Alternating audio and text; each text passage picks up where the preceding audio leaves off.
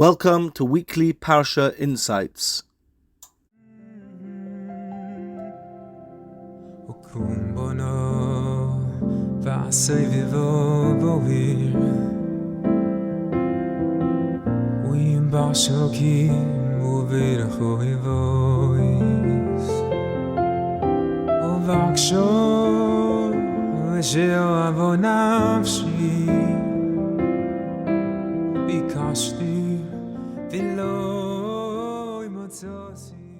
Okay, so this week's Sedra is Parshas Chaye Sara, and the topic is Shidduchim.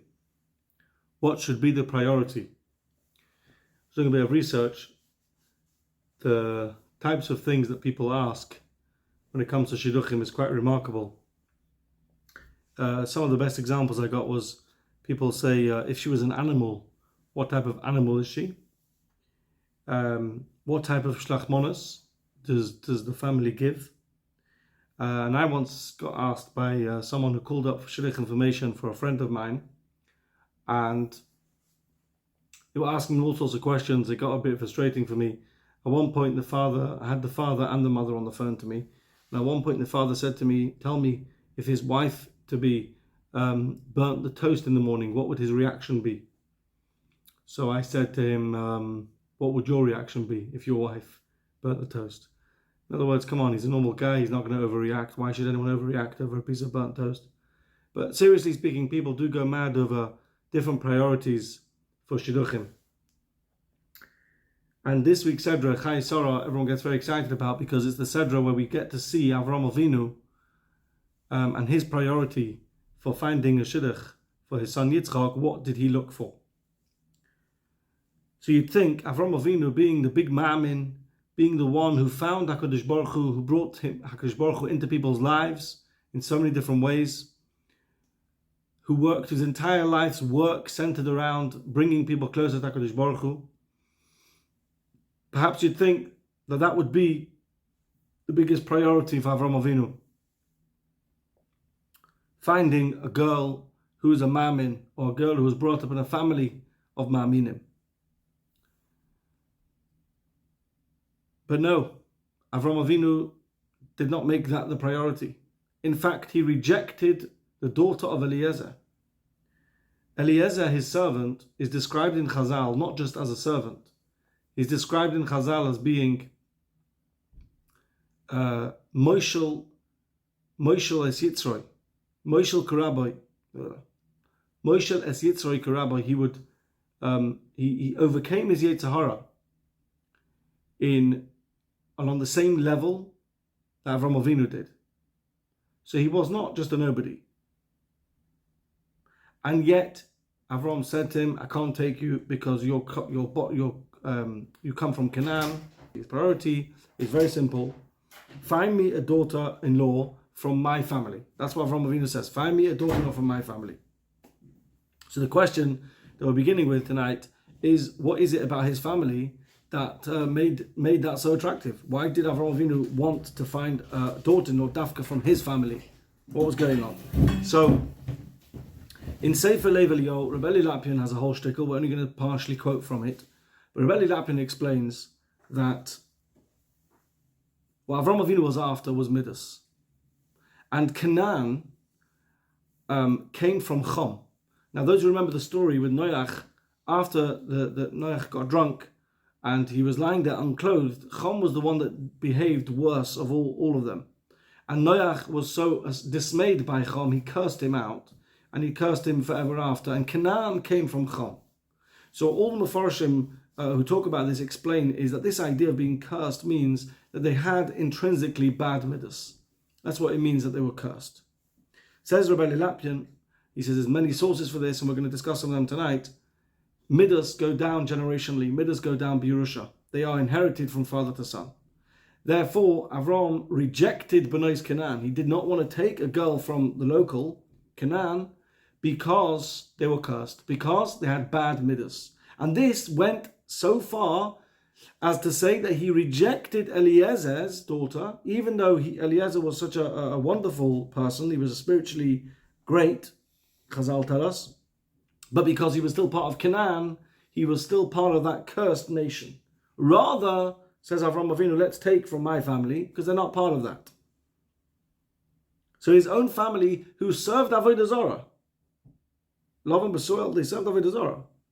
Avram preferred that over those that may not have served Avodah Zarah, but will have bad midas. So it tells you something about the priorities over here, which is quite incredible. So just for a moment, let's just look at the Gaon. The Gaon in his Sefer Even Shlomo really says remarkable words, which I and others may have thought Rabbi Yisrael Salanta was the one that revived the Muslim movement to focus everybody on midas. But the Gaon starts his Sefer Even Shlomo with Kol Avodas Hashem Toli B'Tikkun HaMidas. Everything about Yiddishkeit depends on a person perfecting the character traits. And he continues in the next, in Ikar Chiyos Adam Hu Chazik Tomid B'Shveras HaMidas, the main life vibrancy of a person should be to work on improving their character traits, which is incredible. And in Mishlei, in the period of Gaon Mishlei, on the Pasuk Nezem Zav Ba'af Chazir Isha Yofa V'Sora Stam, there's a long shtickle here, but in the middle he says quite clearly, the Gaon, that through keeping Torah mitzvahs properly, one perfects their midas. And when a person does actions that are no good, that worsens their midas. So in other words, what the Gaon is doing is he's interlinking the three the three aspects of Yiddishkeit which we hold dear, right? Torah, mitzvahs, and midas. And all of them are interlinked. And when a person keeps Torah mitzvahs as they're supposed to, then his midas become more refined. And when one doesn't, then unfortunately not. But midas is still the focus. That's what the Gaon makes very clear. So that's the kind of just in terms of bringing out the first point, that Avrohom Avinu is looking for a girl with good midas. It's almost unremarkable to us. We know midas tovas is a fundamental part of Yiddishkeit, and that's what Avrohom Avinu was looking for in his daughter-in-law. But I want to concentrate for a moment on the second point, which is that the midas go down, b'Yerusha, midas go down generationally. I want to understand that a little bit more. So, firstly, the Mishnah in Idias. Mishnah in Idias, Perik Beis, Mishnah Tes. Mishnah says, Hu ha ya'oimeh, ha'av zoiche leben, benoi, or bekoyach, or b'chochma, or b'shonim. There's a number of things that a father bequeaths to his son. And one of these things is koyach. And the Maharsha explains, what does koyach include? Meichichin kein she'oisan midas toivos sheyesh la'av, zoiche shiyu gam kein lebenoi. Koyach means that a father bequeaths to a child his midas tovas. Midas go down as an inheritance. Midas go down generationally. This is what the Maharsha is explaining the Mishnah in Idias to say. Okay, that's source number one in this regard. And the real point that needs explaining more though is that, okay, Canaan were terrible in Midas because they were cursed, as we explained. So Avram wants to avoid them, but instead he wants to find a daughter-in-law from his own family. Do you know Lavan and Basuel, what type of guys they were? It's not like they were, they weren't wonderful people. I mean, they tried to poison Eliezer when he was there, for starters. They were after his money. I mean, you're not talking about grace about Midas. So what's the difference? Why was there distinction to Avram? That we'll take, but that we won't take. That needs a little bit more ironing out. So there's a long droshes around in Drush Hay, of which we will explain three different points. And it's very interesting the way the Drosh Aran begins this topic. Because the Drosh Aran introduces, before he gets into Midas, he starts talking about Bechira. He says, there's a reason why the Avos went for the Imohis that they did, even though they came from families of Avodah Zarah. And he starts explaining that really everybody has Bechira. And he said, I have missed out the words on the sheet here, but if people have Bechira, if people don't believe that in Bechira, he says, you're being kofa be'ikah of the Torah, no question. Everyone agrees you've got free choice. This is how he couches it. Im kol zeh, though, in spite of the Bechira that we've just said a person has, you cannot get away from the fact that people have a natural, inherent pull and influence based on the midas that they get from their parents to go in a certain direction. And it's definitely a nudge, if not more than that people can be naturally pulled in a certain direction with midas because of the types of midas that their parents have. But of course, a person still has free will. And this is the interesting balance you find in Droshes around. On the one hand, he's saying there is a DNA that sets a person up to be naturally inclined to certain midas. But on the other hand, not to forget, of course, they have free will. And that means that it's possible for a person to deviate. It's not a course that's set in stone. A person can deviate from that which came before him, for the better or for the worse. That's kind of the first point of the rant. And then the second point is,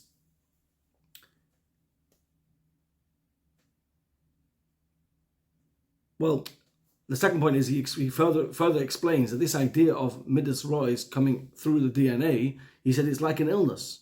It's like any illness that a person, you find sometimes people have genetic illnesses. He says this is a genetic illness. If one has terrible midah of some sort, he will pass it on to the children like a genetic illness. But he explains even more how it kind of works this, because he says matters that are only for the soul, matters that are only about the nefesh, don't go down b'Yerusha. But matters that are to do with the guf do go down b'Yerusha. And he says that matters of Yiras Shamayim, matters of Emunah HaKadosh Baruch Hu, these things are soul matters. They're matters for the nefesh. They are what a person makes of them. A father can be a big mammon. It doesn't mean his father's going to be a big mammon. That's just not how it works. But midas, however, midas are very much connected to the guf. It's very much, you look in the Rambam, the way the Rambam explains how midas come about. It's very much a case of the physical makeup of a person that determines the type of things they are pulled to. Hot-tempered people, Balitaiva people, whatever it is, it's very much a guf thing. That's something that goes down generationally, says the Ram. Fine. Very nice. The question is it the case that all midas go down generationally? Is it the case that a person is merely a product of the generation that came before him? Is that how it works? Or not? And for this, we turn to the Rambam. The Rambam in Hilchos Deis, Perek Aleph Halacha Aleph, first just introduces us to all the midas. And the Rambam calls the midas famously Deis. Talks about all the different types of midas, Kas, Taiva, etc. In Halacha Beis, I'm going to read out the Rambam because it's really important. The Rambam says, "V'chol hadeis yesh mehen deis sheyesh la'odam betchilas briyosah lefi teva gufay." There are those midas that a person has from the beginning of his creation, because it's in his nature. V'yesh mehen deis shetivoi shel odam zeh mechuvan v'asad lekabel oisam b'mehira yesh mehen deis. There are midas that a person is just naturally more inclined towards and will gravitate towards and will therefore pick them up quicker than other people. There are those midas that don't come to a person from the beginning. He picked it up from other people. Or he had this level of clarity where he was inclined to take on a certain conduct. So in psychology, there's a huge debate. What makes a person what he is today? Is it nature or is it nurture? Is it nature as in what he's naturally has within him, or is it nurture that he picks up from what's around him? And from the Rambam, it's clear both. Both are true. A person has both what he's naturally gravitated, what was in his natural DNA, and a person also has what comes to him from learning from other people. So in answer to our question, do all midas go down b'Yerusha? I think the answer is very simple, no. Some behavior of a person comes from other places. It doesn't all come down generationally. Okay. So now coming back to the story of Avrohom Avinu, I have a bomber question. Because all Avrohom Avinu told Eliezer was, find me a girl from my family. And we've already established, and let's say Eliezer heard this in what Avrohom was saying, because why shouldn't he? That Avrohom was looking to avoid Bnei Canaan because of their midas rois that have gone down generationally all the way from Canaan. That far we've got. Eliezer then goes and he creates a tefillah where he davens to Hashem, help me identify the right girl, and he starts creating a whole sign, and within the sign that he creates, he says, it should be a girl who's a Ba'alas Chesed. That was his focus. Where did Eliezer get that from? Where did Eliezer get the idea from that this girl should be specifically a Ba'alas Chesed? Avrohom Avinu hadn't identified any particular midah when he said, look for a girl. We were explained in broad terms, yeah, Baalei midas, great, very nice, good girl. But where did Eliezer get the idea from that it should be specifically Gemilas Chesed, that Avrohom would seek? it's a nice idea. It's very probable because we know Avrohom Avinu was a big Baal Chesed, but surely there's more to it than that. And that's what I want to try and zone in on, right? So the Gemara in Yevamos, Ein Tes Amud Aleph, is a famous Gemara which has been turned into a song. Shloisha Simonim Yesh B'Mazu. There's 3 signs that of being a Yid: Rachmanim, Baishonim, and Goim Lichasodim. And the Gemara brings psukim for each one of them, right? Rachmanim, we're merciful people. Baishonim, we're bashful and shy people. The Goim Lichasodim, we do lots of chesed. The Rashi brings the context of the Gemara because in the days of David HaMelech, he rejected the Givonim because they did not have this quality of Rachmanos. So quite clearly, it's integral that a Jew has these 3 qualities. But there's an interesting point of the Marashah. The Marashah says, we know from elsewhere that the Yidden, the Jewish people, are known as Azim. Azim Miloshen Az, fierce people. So how does that fit with the fact that we're saying that all of Jews are Baishonim, are naturally shy and bashful? That doesn't really go together, says the Marshal. And he answers it that this particular value of Busha, Lav Lefi Mizgan V'Tivon Ka'oma, this Busha thing is not in the same category as the other 2. This isn't a natural tendency of a Jew. But rather, it's because through the Torah mateshes koichon or machnaas libom. It is precisely through the learning and keeping of Torah that Klal Yisrael become humbled, and therefore they become Baishonim. So it's fair to say that we've given the Marshal's words over here, even though the Gemara says there are 3 simonim of a Jew, the truth is that 2 out of 3 are really in the DNA, Rachmonim and Goim Chasodim. The Baishonim is already an attribute which is also true, but it kind of works in a different way. Following on from that, this is where it gets a bit interesting. Gemara in Beit Lamed Beis says, Kol HaMerachim al Abriyos b'yodua ashu mizaresh l'Avrohom Avinu, v'chol mi she'einu merachim al Abriyos b'yodua she'einu mizaresh l'Avrohom Avinu. If someone has the trait of showing mercy on other people, we know he's from the Zera Avraham. If not, then he's not. Only one midah is mentioned here, merachim al Abriyos. I want to suggest, and it's my own Torah, but I want to suggest that there are 2 sides to the same coin. Rachmanis is on one side, and Goim Lichasodim is on the other side. If you think about it, for a person to be a Rachman, to be merciful for other people, it means you're thinking about the other person, you're caring about the other person. It's a very, very, very similar midah to Goimel Chesed, which is caring about the other person, carrying out good for the other person. They're 2 sides of the same coin. They're different middas, but they're 2 sides of the same coin. It's not strange to me, therefore, that one Gemara says Shloisha Simonim that are in Umas Yisrael, and we've already explained only 2 of them are really precisely in the DNA, which is Goimel Chesed and Rachmanos. And the Gemara in Beitzah says only the Rachman Abriyos, because essentially it's one and the same thing. If you're a Rachman Abriyos, it means you're Goimel Chesed. That's what I'd like to suggest. But what's interesting further is, in Sefer Maras HaMidas, when quoting this Gemara of Kol HaMerachim al Abriyos, he says, Obamaylo hamidah hazois nisyachas suba b'nei Yisrael. It is with this midah that Klal Yisrael have it ancestrally, have it b'Yerusha. So, what I'm trying to show you is that you've got a whole range of midas. The Rambam, as I said, detailed all sorts of midas. Open up any Sefer Musa, you'll find tons of different types of midas. But there's something unique about Gemilas Chesed, which is unique in that it's attributed to Avrohom Avinu, and it's unique because about Gemilas Chesed, in particular, Klal Yisrael have Dordoros, generationally bequeathed, father to son, Midas Gemilas Chesed. That's what's clear to me, that it stands on its own. And I'll tell you even more. That Gemilas Chesed is one of those things that you can literally create a divide between different types of people. You can put people in 2 categories. You can put people in the category of altruistic, caring for other people, doing for other people, and you can put people in the category of selfish, thinking of themselves, can't see out their own box. You can really see that, different types of people based on this very character trait. And I want to show you something unbelievable. In the Haskama of the Netziv, which he gave to Sefer Avas Chesed of the Chavetz Chaim, he makes reference to something that he writes in his own Sefer al-Torah, HaMekdova, which I've brought here. But he goes even further in his words of the Haskama. Because when he talks about Cain and Hevel, In the middle of the shtickle, he says, Moidia HaKosov, Ki mishnei ha'ilodim harishonim bo inyan ha'achva b'min ha'odom. Shehei echad oived b'shvil ochiv.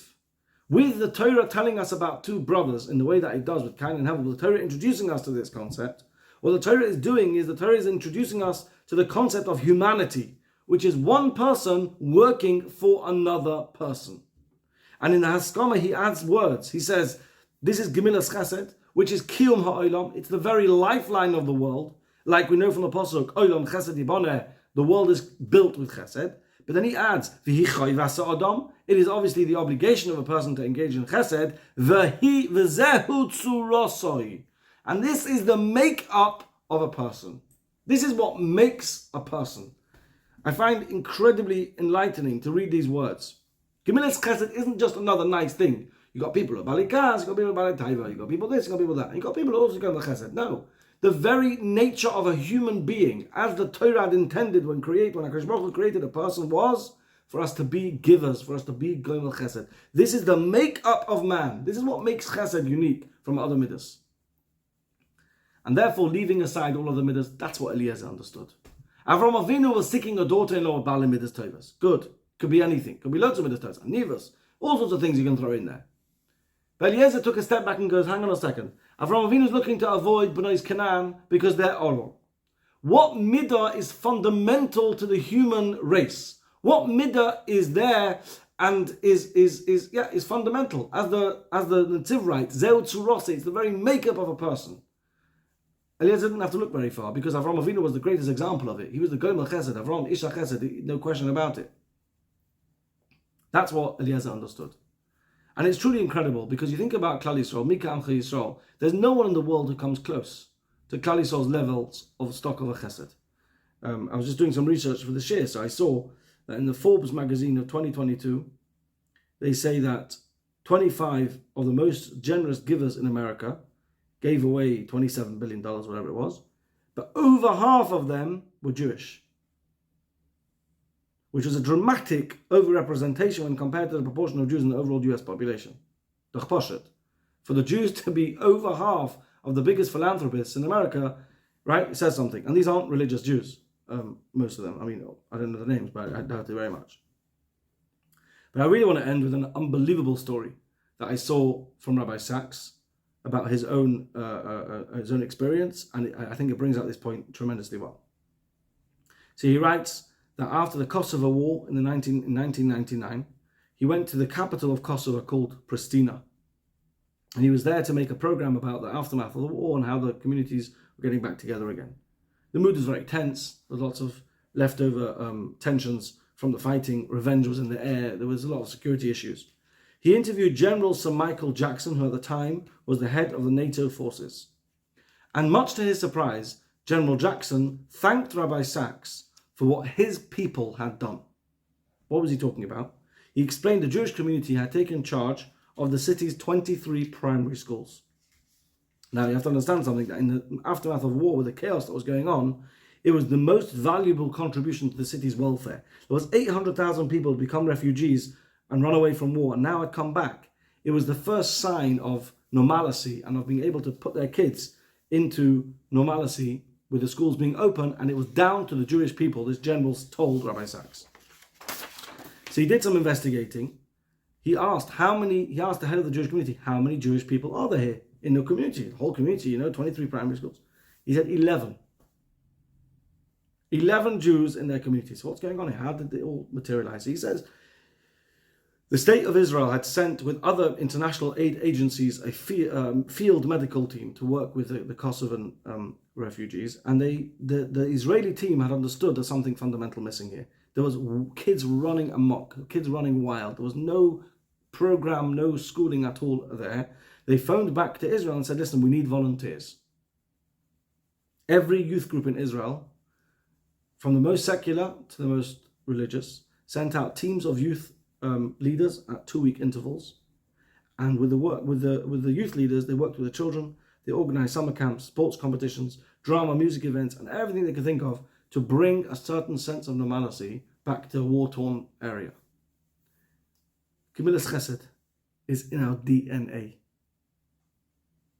Doesn't matter how from a person is. Gemilas chesed is in our DNA. That's what makes it different. So in summary, we asked our first question, what was Avrohom Avinu looking for in a daughter-in-law?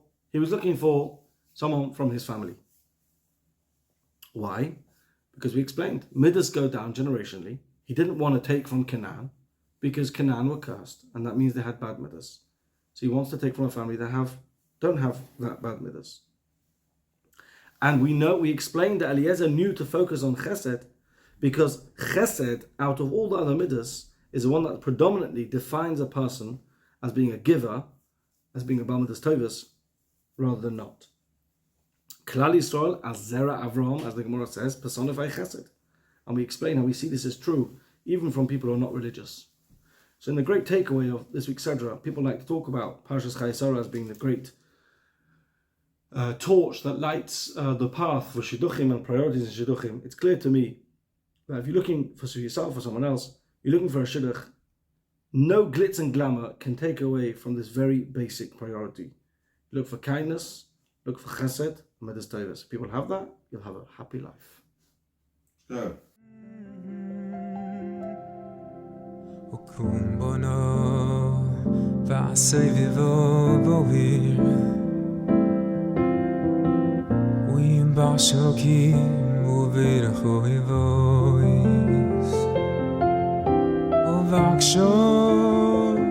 ושאוהבו נפשי ביקשתי